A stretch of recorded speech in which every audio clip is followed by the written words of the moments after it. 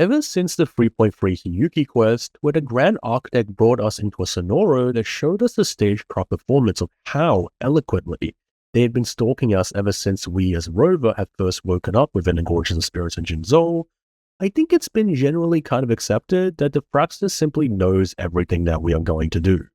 That the Grand Architect has some kind of future or foresight ability, or someone else in the organization does.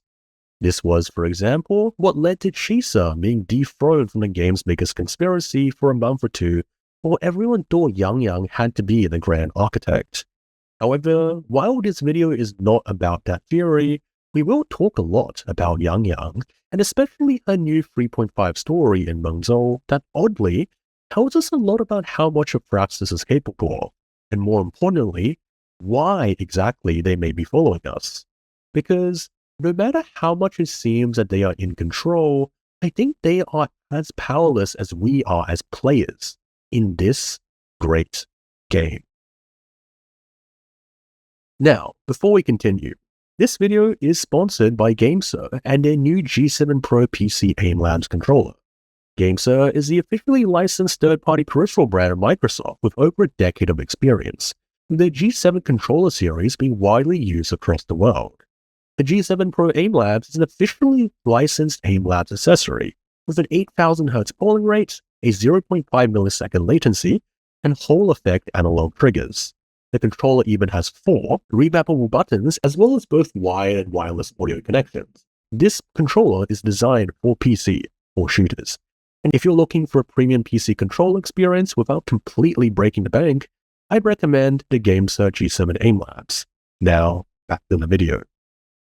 At the beginning of 3.5, one of the points of confusion that baffled a lot of people was Yang Shenling's Resonator trailer. If you recall, I even made a video of it, explaining that it was essentially an alternate timeline where Rover never appeared, leading to the story we know playing out without them. This is of particular importance, as even when Rover was not present, Yang's trailer showed many of the same events. The awakening and destruction of Overthrax, Leviathan soon after destroying and creating Chaos in Renacita, as well as possibly Lahairoi being destroyed and contained off-screen. We know that in most of these events, the Fractsidus has had an involvement. After all, it was them that awakened Overthrax, that helped Leviathan in creating figures like Nya and devouring Septimons, and them that created Denia and infiltrated Star Torch Academy. The destruction of these regions, especially of Jinzhou in Yang's trailer, shows that even though Rover was not here in this timeline, the Fractsidus still performed their role on this stage, per se.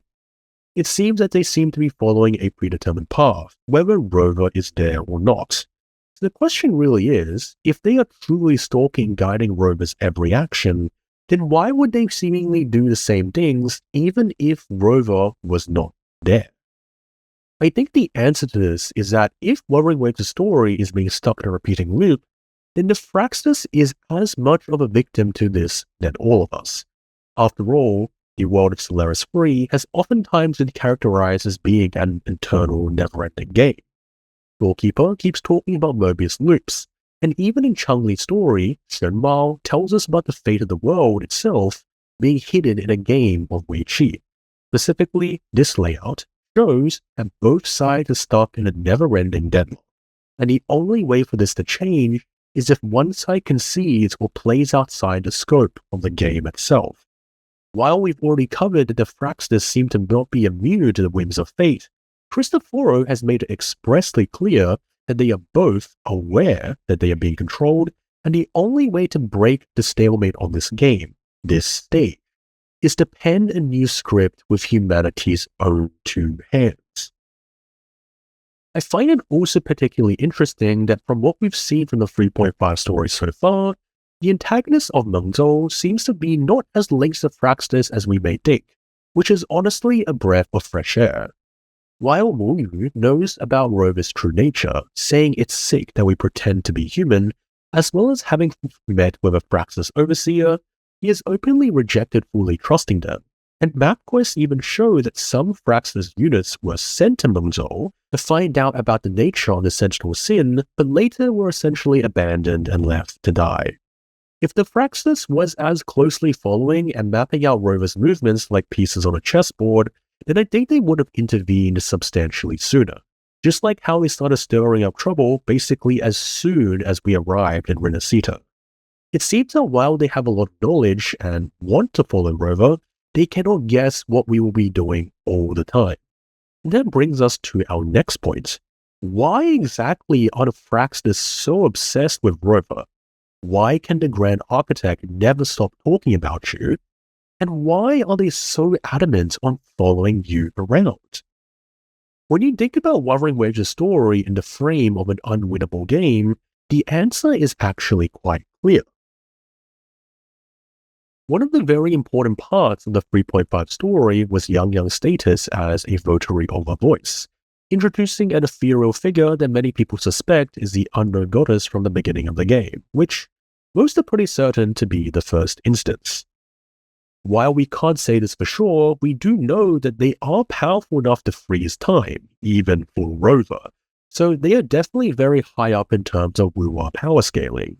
The most important thing, however, is that this figure calls Rover, us, a chaos system, something capable of breaking a determined chain of cause and effect. If you remember how we've discussed that Wuthering Waves' world and story is like a set and never-ending, unwinnable game, this figure is telling us that Rover is the factor that adds a slice of RNG to it, something that messes up determined outcomes by functioning like a dice. This figure tells Yang that meeting with Rover could have been inevitable, or it could have been a miracle that couldn't have happened in a billion tries. Both two polar opposites of the spectrum of chance.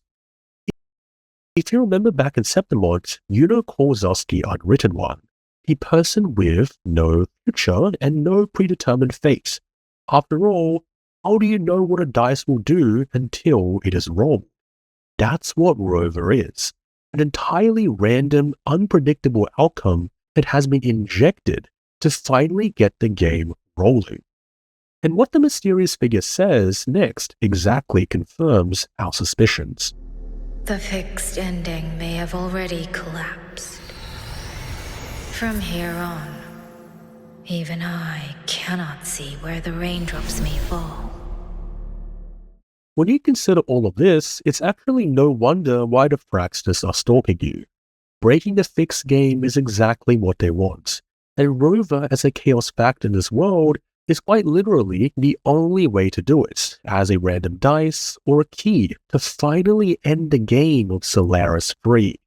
If you think this is a bit conspiracy tier, think about what has already happened. Access to the Sentinels, Imperator's civilization capsule, operating both the Keystone and directly controlling the Exostrider.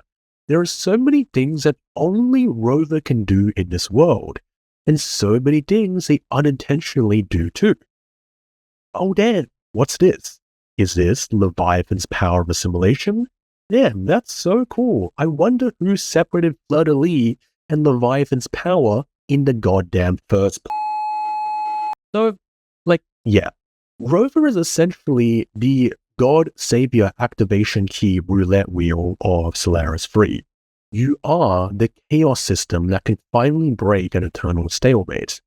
While we've known that Solaris has been characterized as a never-ending game for quite a while now, it's great that the mysterious figure in 3.5 actually confirms to us our role, that of a chaos system, a factor of complete RNG that disavows predetermined fates and set processes of cause and effect.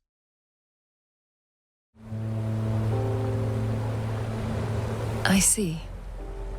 Perhaps this is why it's so hard to leave this beautiful world behind. Then, would you be willing to finish that game of Weiqi with me instead?